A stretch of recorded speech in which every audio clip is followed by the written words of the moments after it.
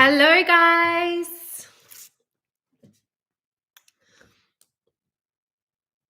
I'm just going to give everyone a minute to jump on.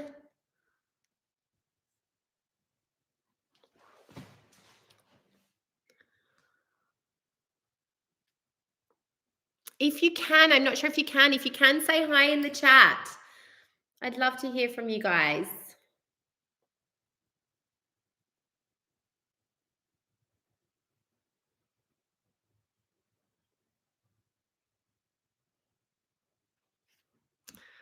Alrighty. So while I wait, I'm going to do a brief introduction of Virginia. That is wild. In the US, I'm assuming.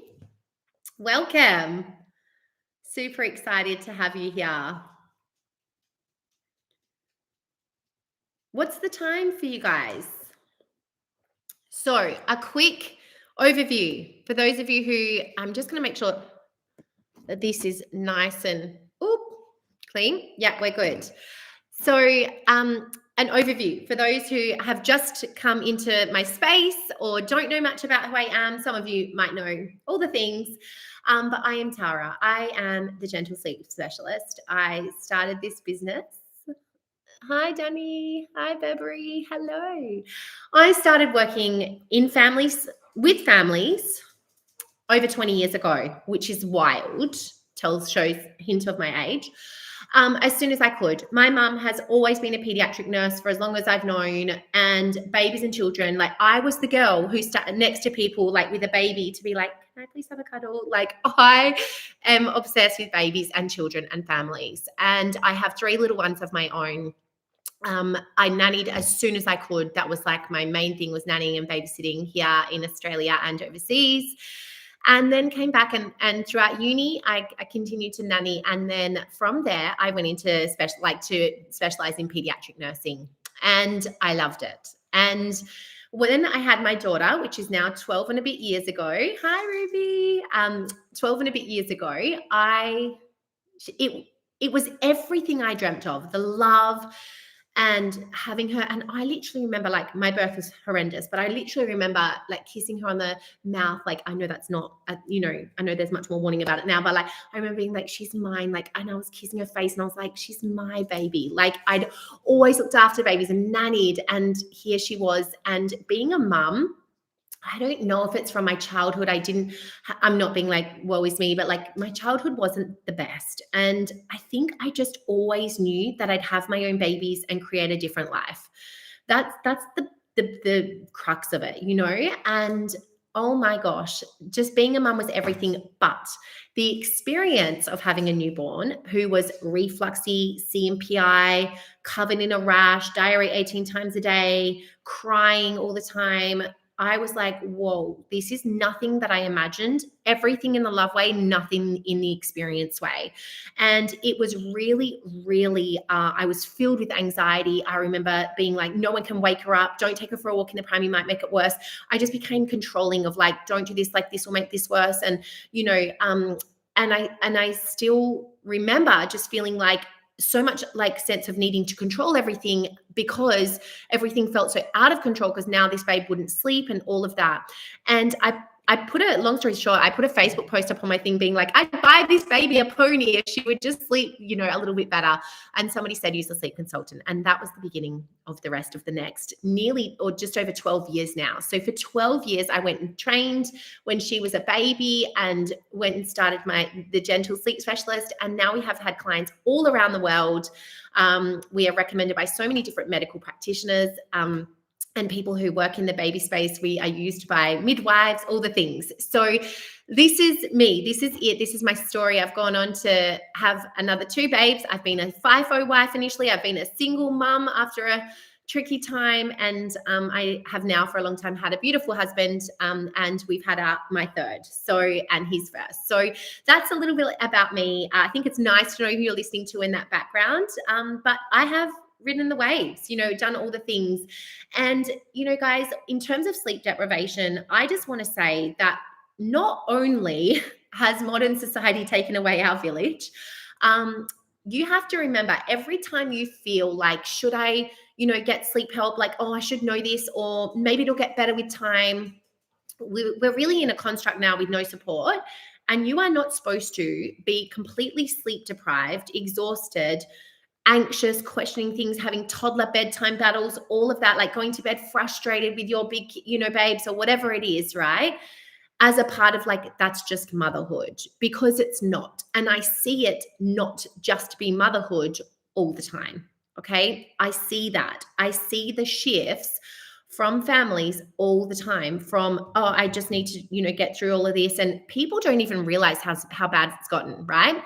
And here's the thing that we're going to begin with. I'm going to begin with talking about daytimes and structuring and things like that. And then I'm going to pause, ask if anyone's got questions, and then I'm going to move on to the next section. Okay.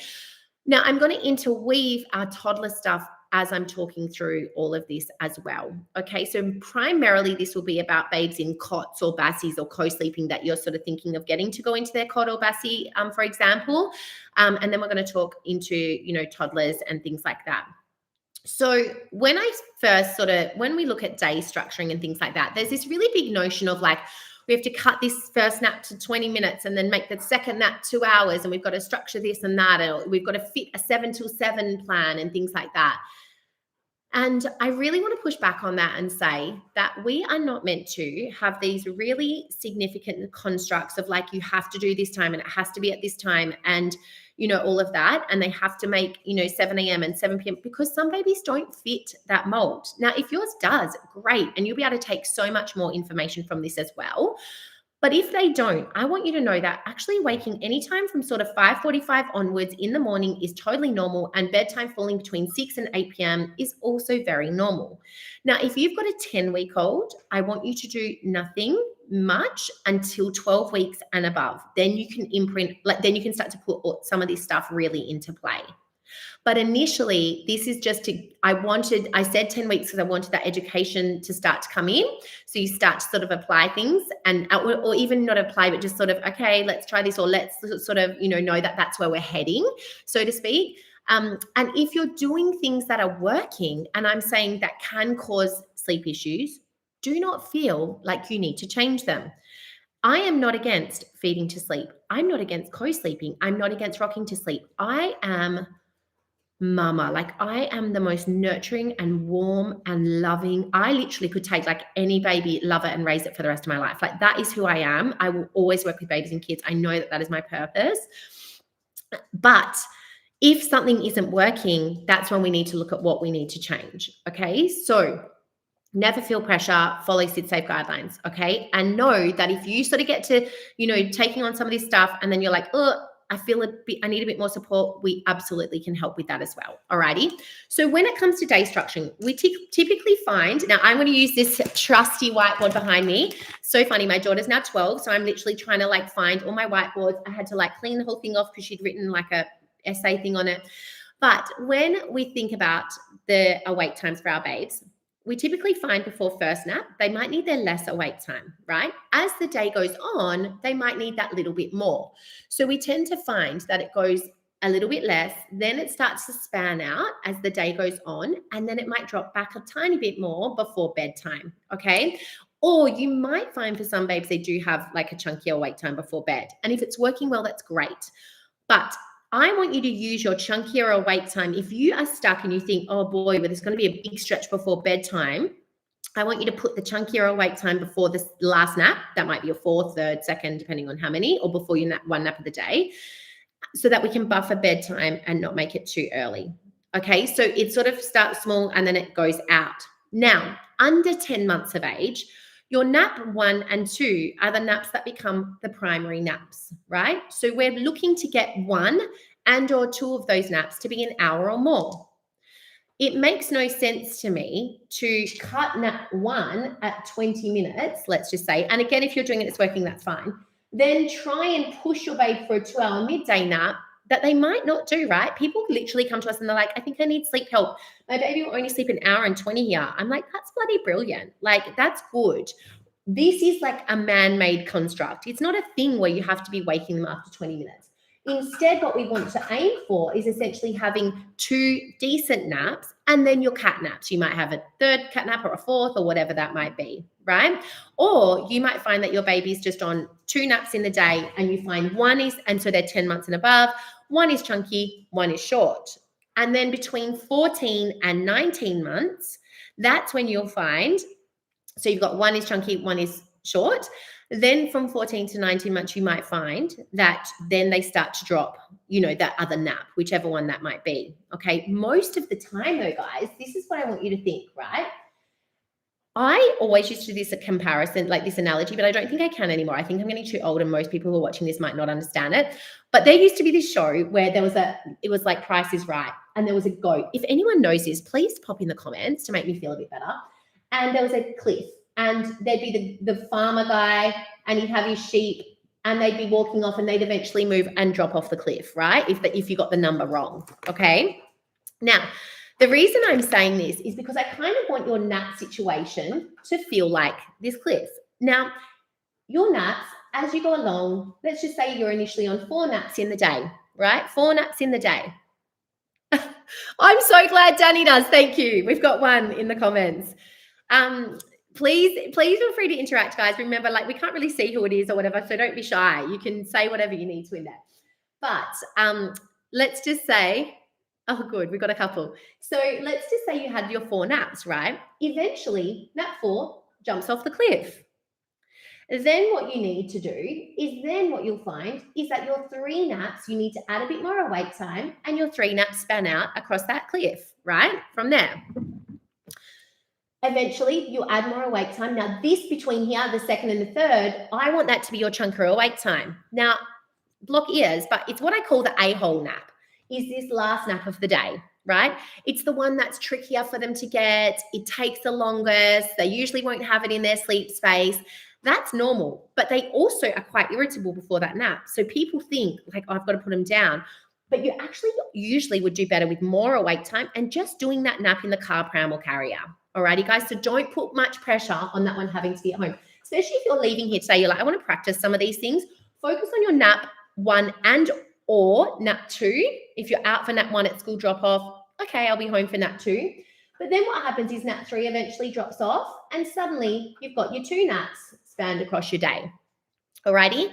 So it kind of makes no sense that nap 4's dropped off, nap 3's dropped off. Eventually nap 2's going to drop off. But there's programs out there telling you to cut this nap and only focus on that one. But this one is usually your first nap is the one that usually moves out and becomes your 11:30. So if that structuring isn't working for you, a lot of people have heard of it. That's why I cover it. Don't stress. Stay with your 2 naps. Now, this is going to be a really big hint for those of you who will be and or are in the process of transitioning to 1 nap, okay?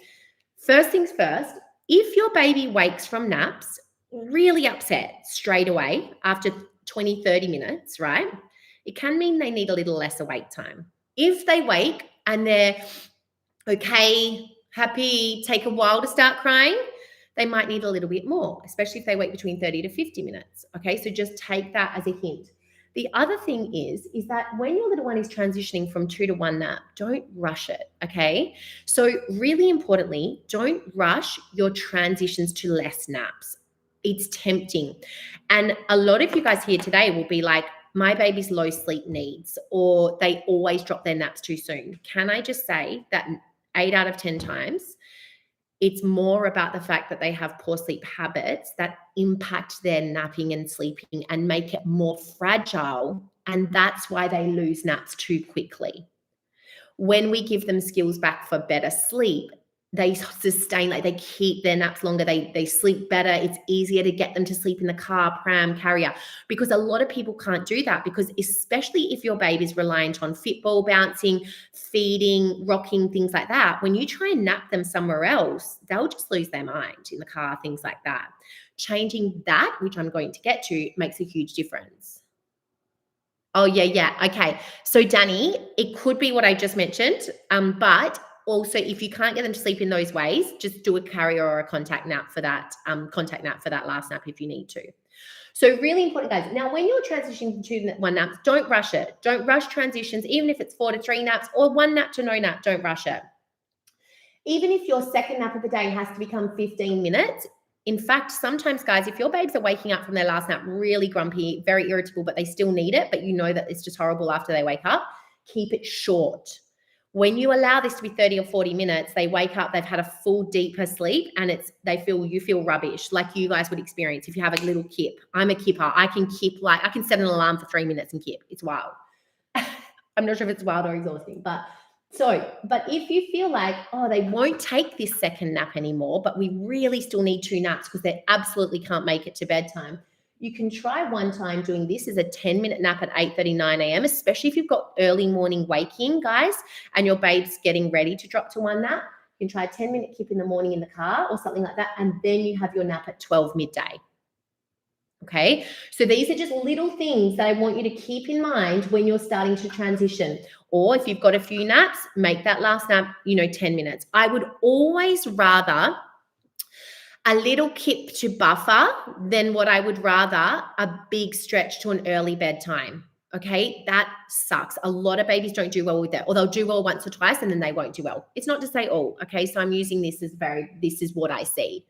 Okay, now the next thing is that what I want you to keep in mind is that as those awake times increase and things like that, those transitions take a bit of time. So you might dice between 3 to 2 naps for a while. You might dice between 1 to no nap.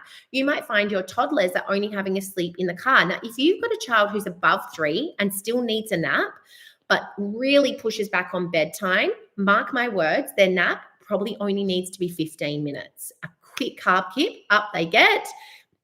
It sustains them long enough to get to a reasonable bedtime and avoid that 4 p.m. nightmare. But it also means that they've just had that little bit of a kip to get through. Alrighty, so don't be afraid to use that. Now, in terms of day structuring, I love the idea of a feed, play, and sleep, right, for our babes. I love the idea of toddlers as they're getting older, moving away from milk in the bottle, usually by about 15 to 18 months, I move it out of the bottle, because the thing is, and don't worry if you're past this and you're like, too late, but the closer they get to 2 with a bottle, the more obsessive and attached, in my experience, they become to that bottle, okay? So I love the idea of when your babes wake, try and give them 10 or 15 to wake up properly, have a feed, have a play, have a sleep. Now, for a lot of our babes, they're feeding to sleep. And so parents are like, I don't know how to get to that structure. Or they're feeding multiple times throughout their awake time. Now, here's the thing about feeds. What a circle. If we had a 2-hour awake time, let's just say, now this is really applicable for our toddlers as well. Okay, so if you've got an 18-month-old who loves their bottle and sipping on it a lot throughout their awake time, won't take solids, all of that sort of stuff, it's really important to pay attention, okay? Now, one of the things with the feed, play, sleep is that ideally we'd have 10 minutes awake time, then we do a feed, then we'd have play, maybe when they're up to it, solids, then we have more play, and then we have sleep, right? That's their 2-hour cycle, pretend. It could be 3 hours, 4 hours, whatever it is, right? That's nice in an ideal world. We don't all live in ideal worlds, and it doesn't work like that. If you've got a baby who's playing, feeding multiple times because they're distracted feeders and then will only feed to sleep, and you want to look at changing that, here's what we need to do. Okay, so I'm just going to jump back, actually. So Katie's asked, should the next awake time be short if they've had a quick nap? Normally not too much, okay? They don't know how long they've slept for. So often, especially like with your toddlers, if they have their 15-minute kip, it doesn't mean if they've had a 15-minute kip, now they'll go to bed at only 6 p.m. They'll still need to go to bed at around their normal time. If you've got a baby who's had a short nap, for example, I would typically use a similar awake time before their next sleep, if not a tiny bit less, but pretty similar. Okay, so, but you'll have to trial it as well. But normally I find they can make a somewhat similar time. So in that, in this cycle, guys, one of the things that we want to keep an eye on when it comes to awake times, which is really important, I'm just going to take a note down here to jump back to a question. Time of bed. Okay, so in this, a lot of people are like, but Tara, like my babe's a distracted feeder, or I think they make crazy awake times. I can't tell when they're tired, things like that, right? It's very common, okay? So one thing I want you guys to keep in mind is that awake times, the way that I do them is based on a general awake time for their age, pairing that with observation. Okay, so a general awake time for age, pairing that with observation. Okay, sleep pressure is the next thing. Alrighty. Now, the other way that we were talking before, that's our ideal process, right? But for a lot of babes who only feed to sleep, that makes it tricky. However, what I want you to focus on first, whenever you're thinking about changing something or structuring, is actually looking at this piece called sleep pressure. Now, in this whole awake time, if your baby is on and off feeds a lot during this awake time, so let's just say they've had a feed here when they first wake up, but then they want to snack again here, then they have maybe a bit more of a snack, or they feed right before sleep, right? We can see how much of their awake time is actually spent relaxing on the feeds, right? And what I want you to keep an eye on for your toddlers is it might look like screen time is here. It might look like they've had 10 books to try and wind them down is here. So in your awake times, we want to focus on this thing called sleep pressure, making sure that when they are awake, especially for our toddlers, especially for our little ones, are they actually awake? Or are they losing sleep pressure and losing the appetite for sleep? Okay. If you've got a 7-month-old who's still having a 30-minute feed, firstly, of course, go get it, go get a lactation consultant or whatever to check out what might be taking so long. But suddenly it's taking up a lot of their awake time. And then what we do is then we lose the sleep pressure, okay, to go to sleep. And that's when you can't see signs. If you have a baby who just refuses to go down, even though you think they're tired or whatever else it might be, you must look at this. In their awake time, they're on and off the feed 5 times. They're feeding for 20 minutes. They're feeding right before sleep, or I'm getting them drowsy and then I'm trying to transfer them. Most of you would have tried that. And then they ping up and it's so hard, right? From there. What we want to do is focus, even if you feed near sleep, we want to focus on moving towards a feed when they first wake, play, solids if you do solids, a feed a little bit more further away from sleep, but both of these feeds are wide awake, and it takes practice so that then they have the appetite to go to sleep. Okay? The other thing is what I know from distracted feeders and getting our families out of that pattern is the more offerings, the more distracted. Okay? Also, if your babe overnight, if you've got a 6-month-old on 3 night feeds, or you've got a toddler on milk overnight or milk in the day, mark my words, that really impacts their intake the next day. So if you've got an 18-month-old who's still feeding sleep, having lots of feeds on and off the breast overnight, things like that, and they're fussy eaters, address the sleep first, as well as other things, but really look into that sleep side of things, okay? If you've got a distracted feeder and you're offering them multiple times a day, or they're having lots of overnight feeds, guess who's going to stay? The distracted feeder, okay? Instead, I'd take a break, maybe offer one more time in here if you're really worried, take another break, offer last time, and then it's bed from there. That is what works so effectively when it comes to cutting some of that snack sleep cycle. Plus, if they're a 6-month-old, working on 1 feed in the night, because guess who wakes up and is ready for their feed? And a good feed. If you don't keep reoffering lots of times in the awake time, guess who wakes up from a nap and is ready for a good feed? Okay, so it's not about restricting, it's about having an intentional offering of feeds, then some spacing to build an appetite, and then offer again. This obviously doesn't apply to newborns, okay? That's a free-for-all, So, but this is where we want to move to, because the thing is that mums get sent home from hospital, yeah, demand feed. It's really good if it works. And again, I'm not against demand feed. In fact, I don't even mind where you feed anywhere in this awake time, unless it's not working, unless you feel like you're constantly offering and you're constantly trying to get a bit more in and things like that, alrighty? Your little ones are going to do better with a predictable pattern of like an offering and then some space, and not that pressure, not that constant pushing, okay?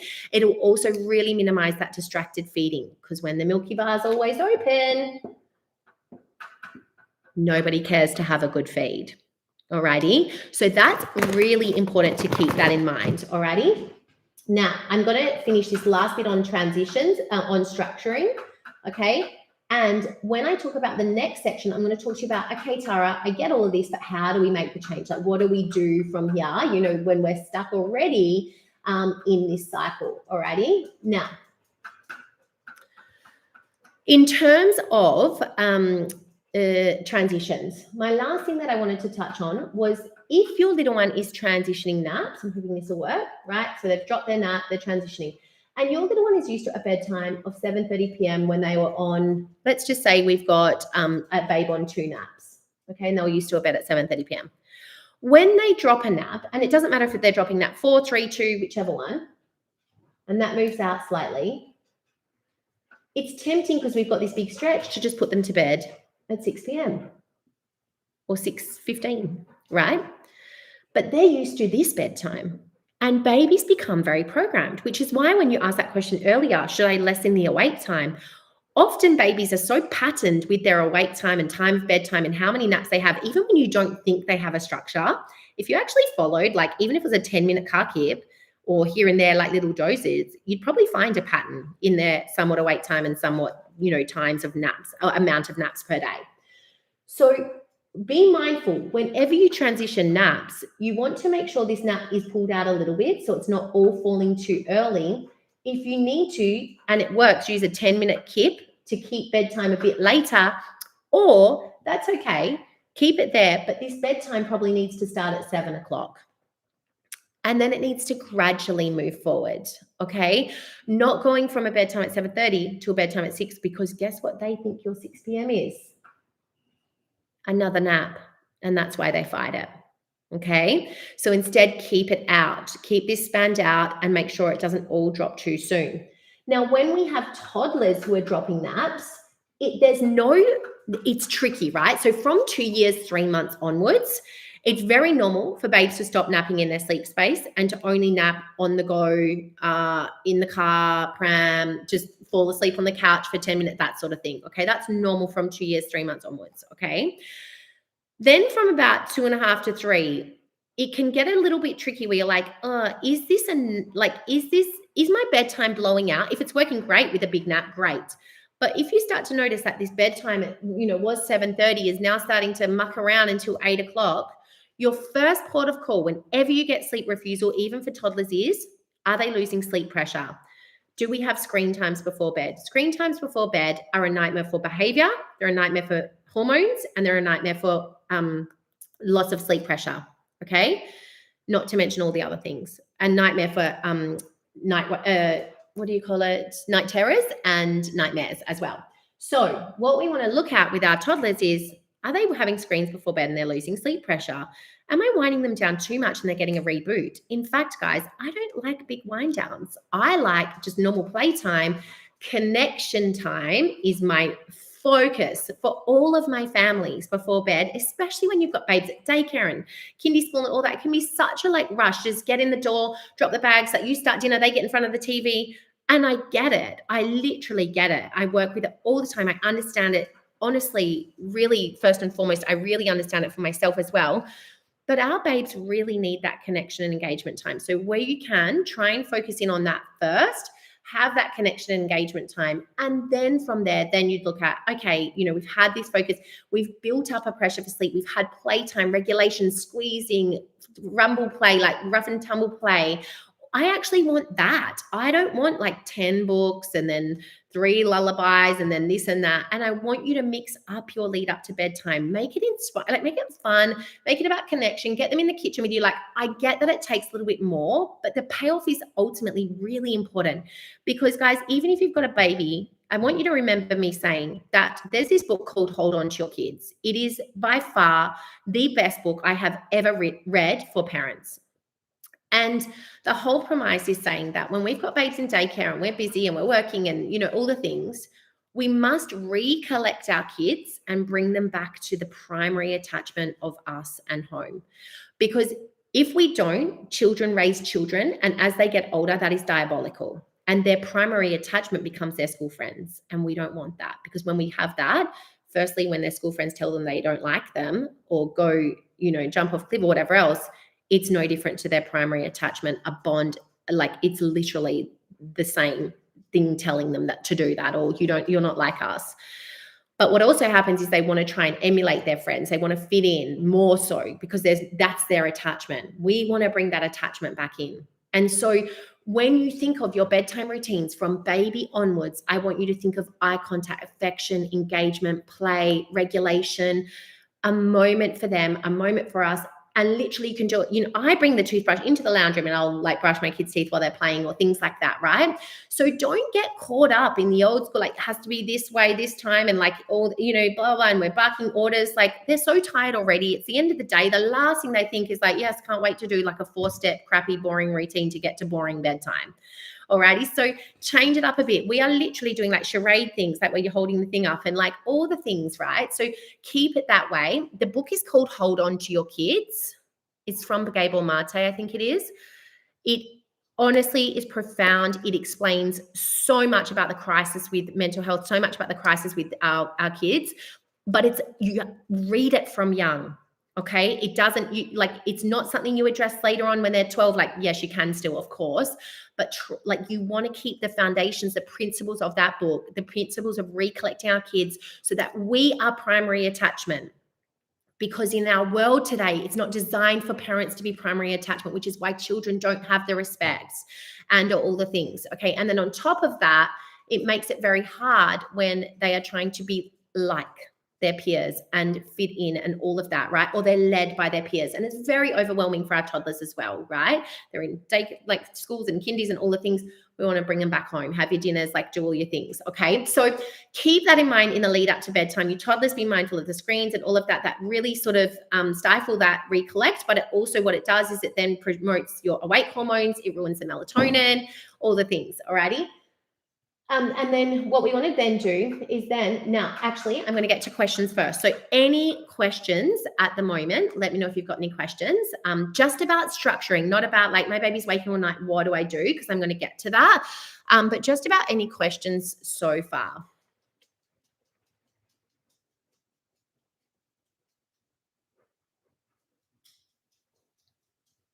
Just takes a moment for them to come through. So I'm just going to give a few minutes. I'm going to get to as many as I can, and then we'll go into the next section.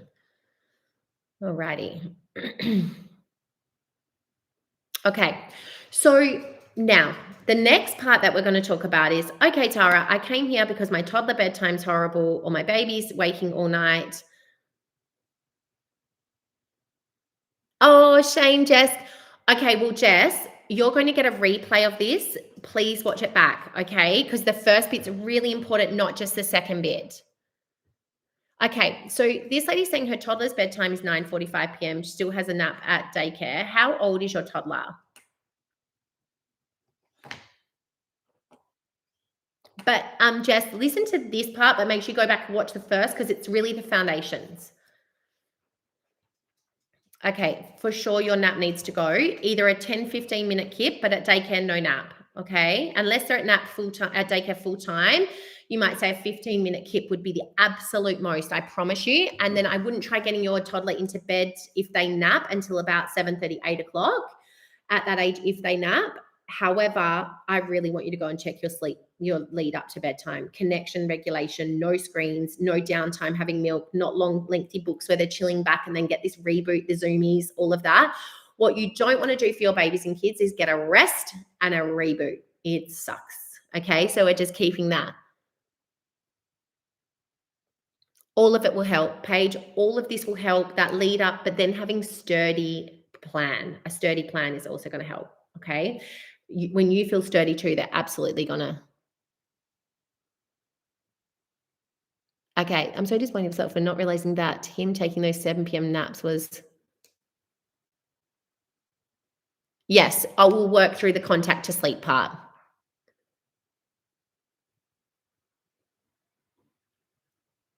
Okay, so do you mean under 10 months, Steph? And Susie, 16-week-old time. So of course you're not, it's not going to be crazy because they're bubs, but I don't need it. You could just die down one light if you want, but I really don't want it to be much. I'm happy for you guys to lay on the floor and like look at books up in the sky while you're laying next to them, or just hang about together. I honestly don't want it to be a big facade of like trying to get them nice and chill or things like that at all.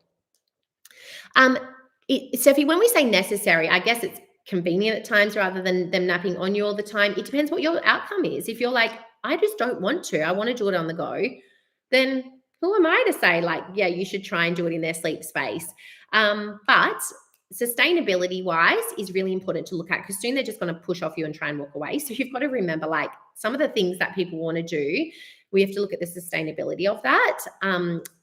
And safety and things like that. But if it's more up to you, to be honest, hun. Okay, so Sarah, I want you to keep all of this in mind, but that 8-week, what your 8-week-old doing is doing is very normal and common. When you get to 12 weeks, I want you to start to put some of this in play. I would even encourage you to re-listen to this, even if you don't have to watch my face, even if you just put it on in the background and just listen to it closer to 12 weeks and start to slowly, or if there's anything slowly and gently that you can do in the interim, you can of course work on that. But that's more 12 weeks and above is when you can start to work on moving from some of those contacts to COTS. Alrighty. So I also have a contact to COT guide that I'm going to send out to everyone, so to sort of break things down as well. So whenever we talk about sleep changes, sleep problems, changing sleep patterns, things like that, short naps, difficult toddler bedtimes, your foundation things are the right awake time. Your next thing is sleep pressure.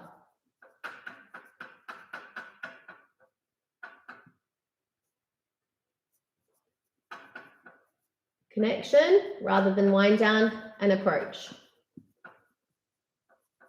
Everyone focuses on this. The sleep schools focus on that. The guides focus on that. Do this method, super gentle, do this method, pick up, put down, in and out, sit by, all of that. You can't do that without these being really in check. Okay. It's really tricky for it to be lasting. And a lot of people say, I've tried everything. And really, they've done these two most of the time. With your toddlers, and your babes, we need to make sure these are it as well. Alrighty. Then what we would do from there is then basically we want to have, in the lead up to bedtime, we want to make sure that our little ones have had that sleep pressure, they've got the right awake time, they've got all the things. And then we look at the approach. Okay. So when it comes to an approach or that lead up, a lot of people get worried. Like, what if, what if I've tried everything? What if my little one cries? All of that. What I can tell you after like being in this space for 12 years and, really sort of feeling like this is what I do. Guys, can you just excuse me for 1 second? I'm just going to go and shut my door because my dog is going to bark. So just let me 1 second and I'm going to be straight back. 2 secs.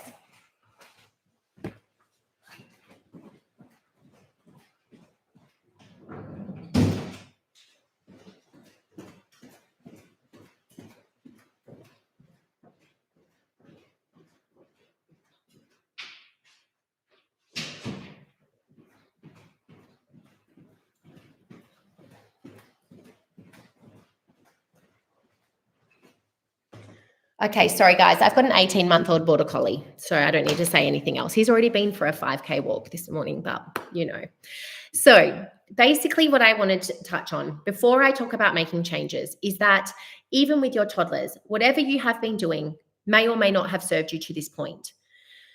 You are absolutely, as a parent, required to make change when something is not working for you, your relationship with your partner, if you have one, your little one, or the family as a whole, including siblings. Because you have done something a certain way, it is not unfair or wrong of you to change paths. There might come a time where you go, do you know what? We have been eating rubbish for breakfast like for the last month and we can't do this anymore. There might come a time where you go, you know what? These screens are making my child not even want to go to sport anymore. This is wild. We need to make a change. That is our role. And when you have a baby and you recognize that something isn't working, it is really important to step into adult Tara or adult whoever and go, we actually need to make a change here. Even when it feels uncomfortable, even when I feel guilty that I did X, Y, and Z for so long and now we're changing it. That is a part of parenting. that in a way is why I think sleep changes can be so controversial, because it's our first opportunity of holding a boundary and going, actually, this isn't working. We need to make change, and change feels uncomfortable, but it doesn't make it wrong. You know how people say like, oh, it's mother's instinct if it feels like bad, like, but also mother's instinct is human instinct, that any change that we have, right? It's different if it's mother's instinct, they're sick or there's something. However, if you just get a like, oh, they're upset, I just feel bad about making change or things like that, I want you to remember that because it's new, it doesn't make it wrong. Because it feels uncomfortable, it doesn't make it wrong, it makes it new. Okay. Our brains are reptilian. They want the path of least resistance, the path of using the least amount of energy, and they're happy to stay on the same course of, whatever, diabolical. And it didn't kill us. Let's stay with that. So we stay in bad habits, bad jobs, bad relationships, bad patterns, all the things, right? Because that is essentially what we do, and that's now the new familiar. And familiar brings a sense of safety and certainty, even when it's actually not good for us, right? So when you're ever thinking about making change, I want you to make it from the beginning of the night time. Okay, I want you to look at your awake time, your sleep pressure, and your connection time before bed. I want you to know that the upset that your little one might have, firstly, making sure you've got a right plan in place is very important. This is not just about like, oh, even if they're upset, that's just so be it. It's just the change. We have to make sure we're doing it the right way. We've had the connection time. They have built up sleep pressure, not lost sleep pressure, the right awake time. And then looking at our approach. So if the reason from 4 months, our little ones start to transition between sleep cycles. So they come out of a sleep cycle to check everything is as it was when they fell asleep, and then drift back into the next. Come out of a sleep cycle, drift back into the next, right? When they come out of a sleep cycle, the whole idea of this is to check that everything is as it was when they fell asleep. It's a safety mechanism, okay? So when people say babies are meant to awaken, yes, they are. And guess what? Even when you teach them how to sleep well, what about all the babies who do sleep well? Does that mean they're not attached to their parents? Does that mean that they don't do this? Of course they do. What they don't need to do is wake and cry every 2 hours or after a 30-minute nap because something has changed. So instead, we get these rhythms and they drift. Now, if your little one can do this in the first half of the night, that's because they're more naturally in a deeper sleep in the first half of the night. But come the second half of the night, people are like, it's diabolical, including 4:30 a.m. You want to look at, is it this? Is it that something, and it might not be, we're going to go through other things, but is it that something has changed, gone, or missing? And that's why they can't extend their naps. Because actually I used a dummy or rocked them to get to sleep. Now they come awake. I try and rush in and do it, but now they're awake. It's too hard. So yes, babies are meant to awaken during the night, but there is no science that says a baby is supposed to awaken, cry. You have to come in and pat every 2 hours of night. And also, if that was the case, why is it different? Why are some babies only let mum? Some babies will only feed to sleep. My toddler, who I sit on the edge of the bed, wants me to come sit back on the edge of the bed. All of that. Because as it is when they went to sleep is the pattern. It is a pattern. It is a learned behavior. That is why some babes sleep well. And also temperament comes into play. And there's other things that might be coming into play. So you can always get things checked out if you're worried about feeds or weight or health or any of that. But most people from 3 months to 4 months, they see this pattern happening. They're now waking a lot more. Guess who's possibly some babies are happy, but more irritable. Then they start to mouth. So they put their hands in their mouth, right? Which is normal because they now can coordinate hand to mouth. So they grab their things and their mouth is how they experience the world. It's how they learn the textures and the experience, like the feeling of it. It's our hands, is their mouth, right? So in order to protect them, they drool more. So suddenly they're waking more at night. They're drooling. They've always got their hand stuffed in their mouth and everyone goes, they're teething. And parents will tell us all the time, they've been teething since they're 3 months old. I'm like, they're now 9 months and they've only just got their first tooth. That's not teething. Okay. Teething has become this like modern day excuse for like years of poor sleep. It's a 3-year pattern by the time they get canines and molars and all of that.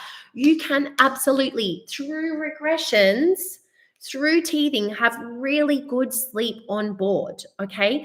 When sleep is fragile, they drop naps too soon. They wake more in the night. They feel every tooth, every regression, everything. instead of actually having a really solid foundation and then a few bumps in the road, not a few bumps before 2 a.m., right? It's so different. If your baby's consistently inconsistent, it's normally because they've got an external prop that is influencing sleep or the way that we manage those wakings and things like that. So I really want you guys to know that teething shouldn't be an ongoing thing. We're always giving Nurofen and Panadol and thinking like, maybe that's it. Or maybe I'll just wait for the next month, or maybe after this tooth, or maybe after this next regression, maybe it's separation anxiety. When we cover this and then we have a solid plan to get out of that, that is when you start to see extended naps, your frequent waking. So this is why it is this constant need to check and or to use the external measure, and it'll be at different points, or it might be at the same time each night, because that's when they're coming out of certain sleep cycles.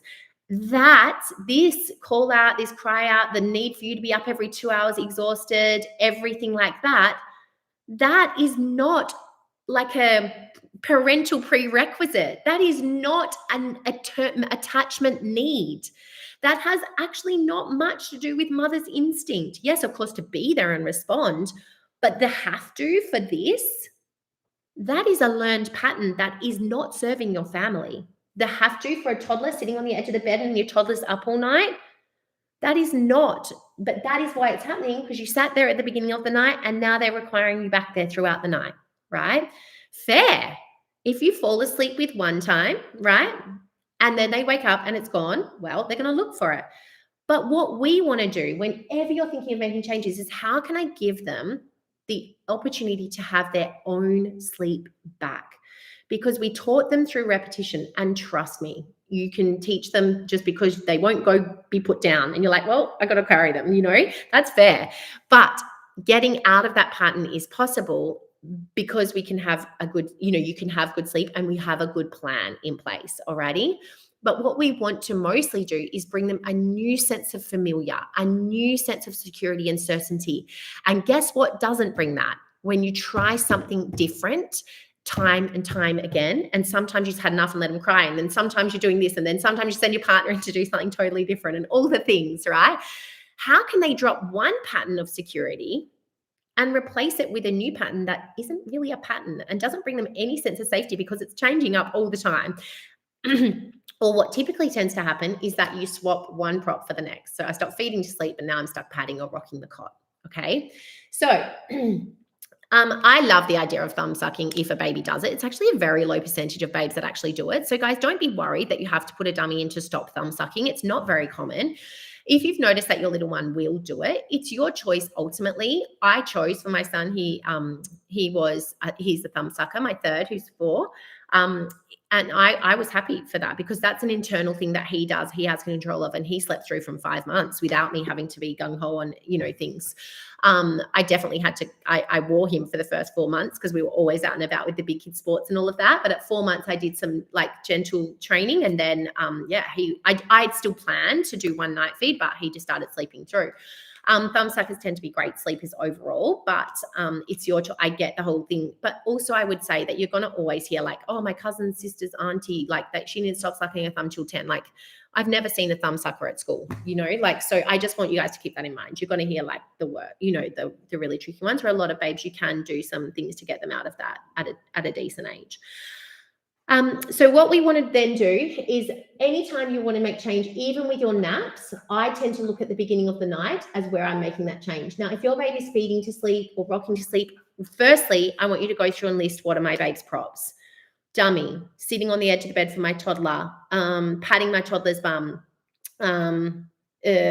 rocking, whatever it is. List it all down. Then I want you to think of small changes you could make that wouldn't make much of a difference, okay? And I want you to work on those over like a few days, for example. But then when you think, okay, I've done this over a few days, mark my word, you're still going to be required there throughout the night because you're still playing the role. But you can do some gradual weaning. Okay, now if you're feeding your baby to sleep and rocking, you might start with a rock and a certain pat. So you can also start to It's what we call the habit stack. So where you add different habits whilst you're trying to wean one. So if a strong prop is feeding or co-sleeping and you want to move away from that, then you might start by moving the feed away. Remember that circle? Away from sleep slightly, but keeping them really awake on their feed so they stop associating feeding with sleeping. If they're still in their awake time and every time they get on a feed, you let them get drowsy, not only will that ruin their sleep pressure, but it'll keep that association that feeding equals sleep. Okay? Is the aim to give baby no props? No, yes. So the aim, if you are struggling, so if you are not struggling, do not think you've got to remove anything. But if your baby, you'll know it, you'll feel it, is waking constantly for constant feeds or waking constantly for pats or things like that, you'll typically know that's when you want to work on them having that independent sleep. Now, with that independent sleep, that doesn't mean that it's done without your support to get them to relearn that they actually have every ability to go to sleep, like many babies do, right? And that it's not going to change your attachment or your bond, okay? That is so different that when we talk about that, guys, it is so sad because we are literally minimizing toxic abuse and neglect for children who are in those circumstances. We are actually talking about changing a learned pattern that's not serving our babes and doing it in a supportive way, right? Okay, so any sort of changes from 12 weeks and above is best, okay? It might be 3 to 4 months and above, like that sort of thing, alrighty? So we look at what it is. We start to think of what I can lessen. Okay, I'm patting my toddler sitting on the edge of their bed. I'm just going to sit here or put maybe a hand still on them. Same with your babe. Or I'm just going to play a lullaby on my phone and just pat the mattress, maybe a little pat on them, but mainly pat the mattress for a while. And you can start to wean and lessen what you're doing. Instead of a full jig on the Fitball, I'm just going to roll around on the Fitball. So this is if you want to do just these little micro changes that we can sort of get away with slowly over a period of time. Now, from there, you can start to introduce a specific shush, for example, if they're younger. You could start to introduce, if they're old enough and it SIDS okay, you could do a Raffy or a Ruggy or something like that, right? And then what you would do is you'd slowly start to wean what you're doing and the role that you're playing. Now, in our online programs and our one-on-ones, we literally tell you what to do each day. So we're like, okay, do this and then this and then this. But you need to see what your babe, because I'm not there doing it with you, you need to see what your babe is responding best to. Okay, so also using your judgment. Am I hindering this by constantly patting them? Like, should I just sit back and just do some verbal? Some babes do so much better with less. And we think they want, like, feel so bad and we're going to do so much. But often it's very frustrating for them. So I want you to pay attention to things that could be helping or hindering. Now, the way that you'd wean off a bottle in the night is not at all feeds, is not actually by weaning it, so to speak, it's by moving it away from the beginning of the night and teaching them the independent settling slowly at the beginning of the night and then moving to some resettles during the night. So if your baby is rocking to sleep, working on some in-cot comfort by the cot and then going back to that during the night. So moving away from what we're doing whilst offering support, but support that is not fixing them to sleep, but supporting them while they learn it. That is the difference. We move from fixing to sleep to supporting while they learn they actually had every ability to go to sleep, right? Considering nothing else is going on. So basically what I would do is you can slowly start to wean some of those things, or you can slowly start to wean the depth of what you're doing. Then you move into, now they're going to take some of this on in their sleep space whilst I'm here supporting, but my support is not frantic. My support when I go into a client's home is not like hanging over the cot, pick up, put down, like this and that. It is, I am here, baby. It's okay. I've got you, mama, like I've got you, Barb, whatever it is over the phone or however we do it, right? It moves from the parent being in panic with the babe over the change, the parent being like, I'm here, sweetie, hand on, nice pat, just sitting back at points if it's making them worse. And so you're moving from fixing to supporting, and you're moving from panic, like into it with them, to I'm okay and you're okay. Alrighty, because we're making this change, but all is okay. Alrighty. And then we start to slowly wean, for example, each, part that we're playing. So it might be an alternate part. It might be more quiet time. It might be a shush from the middle of the room. So you can do things like that. Some people prefer to do an in and out because they're like, it just doesn't work well when I'm in the room. No problems. When you go in though, you're not trying to fix and then leave, so to speak. You'll often make it worse if you try and lay them down all the time. You'll often just really irritate your babe. Okay. Think about it. When you go in, I'm okay, sweetie. Like, you're okay. All is here. I'm well. Like, all is well. I'm going to give you some support, and then I'm going to step back a little bit if you wanted to do more of an in and out. Okay. If you've got a toddler, it would be a matter of being next to the bed, then just getting a chair and moving away. But you have to have a boundary with your toddlers. It can't just be a free for all where you're there like trying to move away and it takes 10 days and, there's 50 warnings and all of that. It might be that, sweetie, I'm happy to sit with you. If you keep mucking around and getting out of your bed, I'm going to step out of this room for a moment. You don't have to shut the door, but I'm going to step back for a moment and then go back in, and say, right, I'm going to come back in. I'm going to pick you up. We're going to go back into bed. I'm happy to be here, but I need you to lay quietly. Okay. So whichever sort of way, it can be pick up, put down, sitting by, weaning, habit stacking. So adding some habits in to eventually use those same habits when you put them down. So for example, you're rocking to sleep, you could start a particular bum pat with a shush. And then when you put them into the cot, use the same bum pat and shush after a couple of days, right? After a couple of days of doing it in arms first to be able to put that habit into the sleep space and then slowly wean that away, or you're in and out, that sort of thing, right?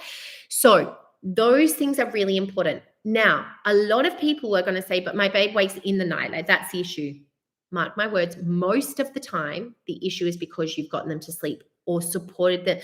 There's been a role that you've played to nearly and or get them to sleep at the beginning of the night that impacts the during the night. So that is where you want to look. If you've got a cat napper, it's not what you do when they wake in the cycle. It's what you do at the beginning of the sleep that makes the biggest difference to change their length of sleep, their depth, their quality of sleep. Okay.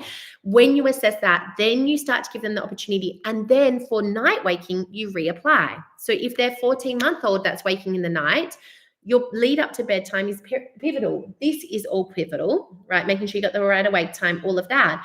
Then how you manage the night waking. If you manage the night waking by picking them up and rocking them, but you're trying to get them to learn a bit of this, but in the night we go back to that, it doesn't make sense for them. We need to create a new pattern of familiar. Okay. Now, if you have extended periods of upset, if you feel like it's not making changes, remember, sleep training should be like a sleep transition. It's a changing of patterns. It shouldn't be an ongoing up and down, lots of upset over a period of time. If that is the case, please get in touch with us. Okay. I don't want that. If you can apply some of this, as much of this as possible, and make significant changes, amazing.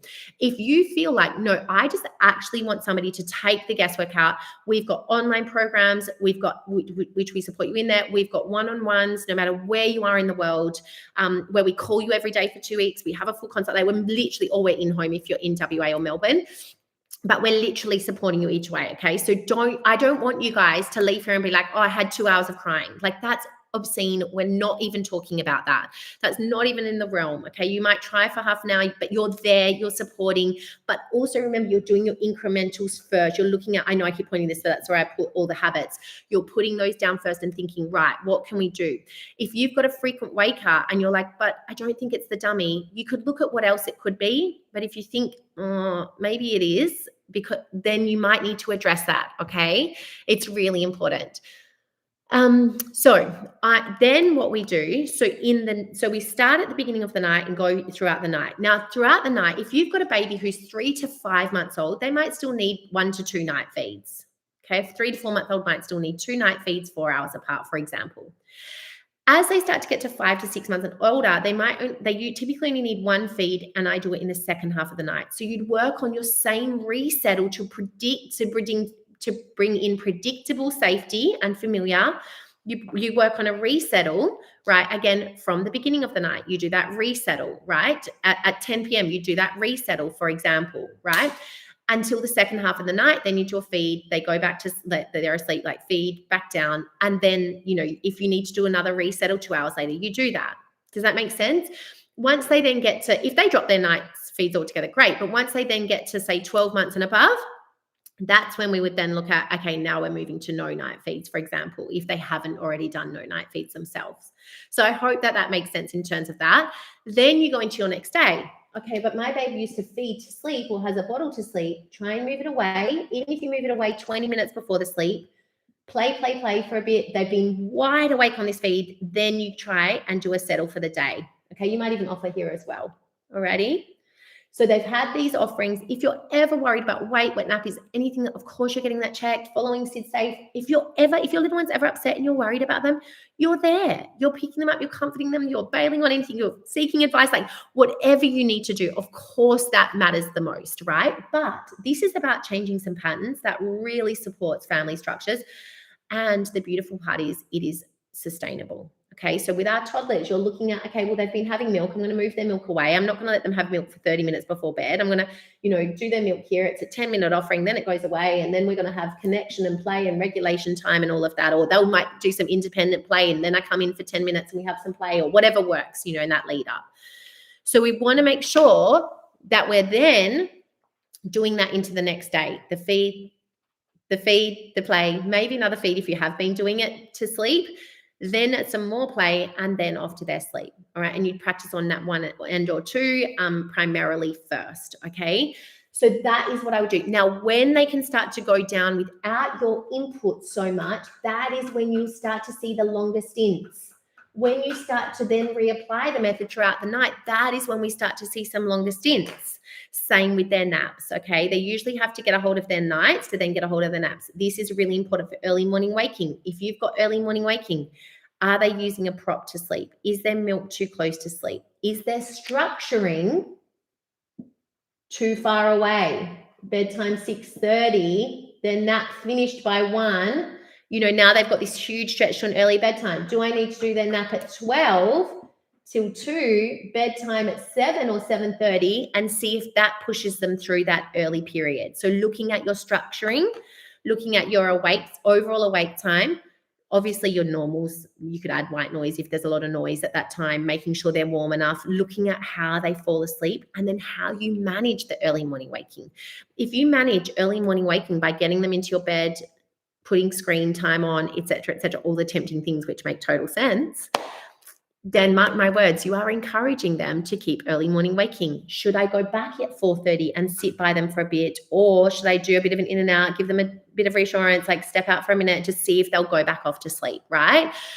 Things like that really help that early morning waking as well. All right. Same with your cat napping, same with your toddler wakings. It is literally about this connection piece, this awake time, the sleep pressure, and then how we approach it. Do not put pressure on the word sleep.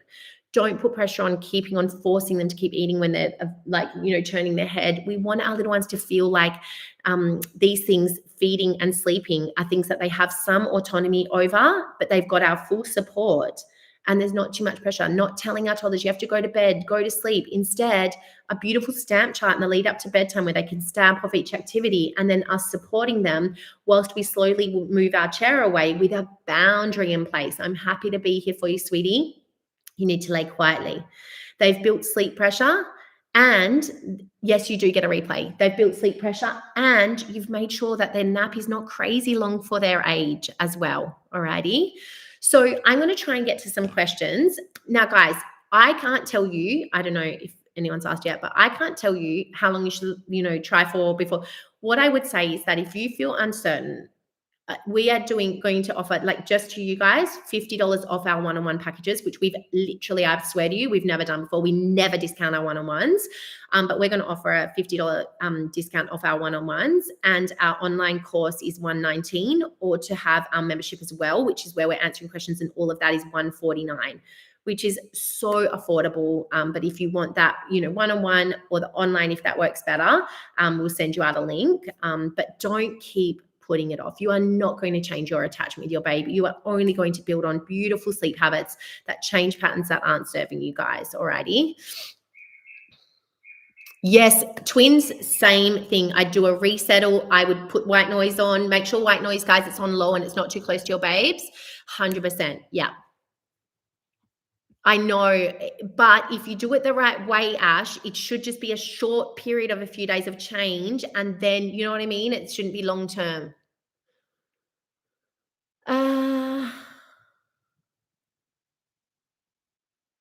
So yeah, all I would focus on, instead of thinking how long would I do this for, firstly, I wouldn't have like lengthy crying, like more than 40-ish minutes or things like that. And that's with you guys supporting. But what I would do is if you focus on all of this, it'll really help. So I'm going to send out, Gabby, a contact to cot guide. I want you to start with that with your 11-week-old and then keep these foundations in place. They are really, really important. Awesome. Is there any other questions, guys? Thank you for joining me. I appreciate it so much. I hope you guys have gained a lot out of this. If you have loved it, let me know. Like if you sort of think, oh, I need to know this or that, like please open to feedback as well.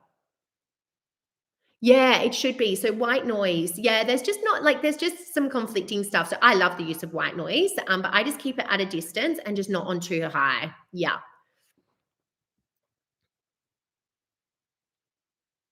So, Katie, it could be, can you just check they're not feeding too close to sleep? They're not getting too drowsy on feeds. Make sure you're not getting them like a certain amount of the way to sleep before they then independently settle, if that makes sense. And then I would work on the resettle, but can you also tell me what time your little one is going to bed and awake time before bed? Amy, if that's working, that's okay. You could stay with that. But do you mean your babe does a nap for 2 to 2.5 hours in the late arvo? I would say if it's working, it's okay. But what I would be careful of is if you think your nights, like you're getting split nights or it's just not seeming like it's sitting right, then you could start to look at whether or not you could try and get an extension on an earlier nap and that one becomes your shorter ones. Habits to start at 12 weeks, more engagement during feeds, moving the feeds away from sleep a little bit, keeping them more and more alert on feeds, the right awake time, keeping an eye on that sleep pressure piece, starting to get them to like see if they'll settle or resettle in their cot with some gentle, reassurance and things like that in their cot. And then having a good idea on awake times and having a bit of a pattern throughout your day. That is 100% what I would look at. And then look at your contact cot guide. Yeah, Tasha, everything I've just said. Literally. If you missed it, watch it back. The 4-month-old who's falling asleep with a feed, if it's working well, you don't have to change it. But if they start to wake more and more at cat napping or you just can't sustain that, please watch everything that I've said because that is what you need to start doing, moving it away slowly, etc. Okay, so Bojana, that could either be a learned habit now, or it could be awake times. Try 3.5 hours, and make sure your little one's sleep pressure is there. Make sure they're not getting drowsy before you're trying to put them down. Then Ellie, be in touch. Reach out to me. You can hit me up on Instagram, the Gentle Sleep Specialist, or email me info@gentlesleep.com.au because no matter what, like we'll be able to work out why and give you things to make changes to. No, Jessica, I would just be trying to like 7 weeks old, I would kind of be rolling with it a bit. Definitely try and get some, chunks in there with some sleep, rather than just all 30 minutes. I would try and get some chunky naps here and there, but I wouldn't put any pressure on a particular pattern or structure at that age. Yeah. So, Danny, in terms of parental preference, I sort of say if dad's the one putting babe to sleep, then that's probably why. So, could you alternate if you're both comfortable to and do alternate nights? However, I would also say, can you make sure that you, where possible, I don't know if you've got a bub or working or whatever else, could you make sure that you spend some really solid one-on-one time with your babe? Make it very engaging, make it playful. Like sometimes we're stuck in the day to day and we're like, I haven't even sat down and played. And then dad comes, this is such a generalization, dad or other mum or whatever it is comes in and they just get to play and play and play. And so we're like, oh, I'm wearing, doing all the things, right? I hate to generalize, but often it's what I see. So really try and have that fun time, that connected time together first. Focus, saturate in that, hun. Then when you do that, then you go, no, I'm doing bedtime now, sweetie. Let's come, mum's happy to stay or whatever it is that dad does, do the same thing. And then during the night, it's about reassuring your baby. You're going to see dad in the morning, but mum's going to be here to do this settle.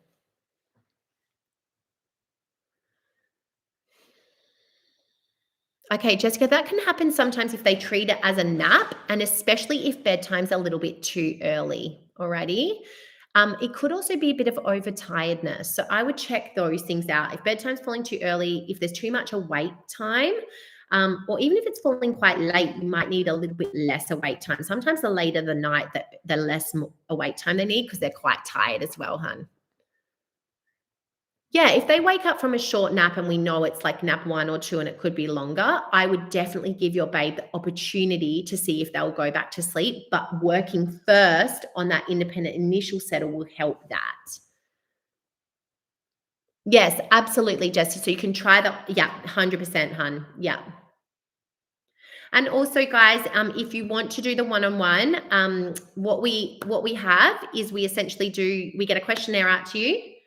We then have a full consult that's either in home or phone. We then email a plan that's all for your babe. Then you start whenever you're ready. You start. Then you text the next day, hey, I've begun. And then we call every day for 2 weeks. And that's $549. So it would now go down to essentially $495 for the full 2-week package. So if you want that, message either info@gentlesleep.com.au or DM me on Instagram and then we can do it together. An 11-month-old on 2 naps, awake time's usually around 3.5 hours. You might find only 3 before first, but then 3.5, and it soon would go between 3.5 to 4-ish, closer to 12 months. Awesome. Perfect. Alrighty, guys. It has been amazing to be with you this morning. Thank you for your time. I know other people have joined from other places, so thank you for coming on, depending on what time it is for you guys. And I'm always here. So please don't keep suffering. Make sure that you reach out. Big love, guys, and hopefully I'll hear from you soon. Bye, all.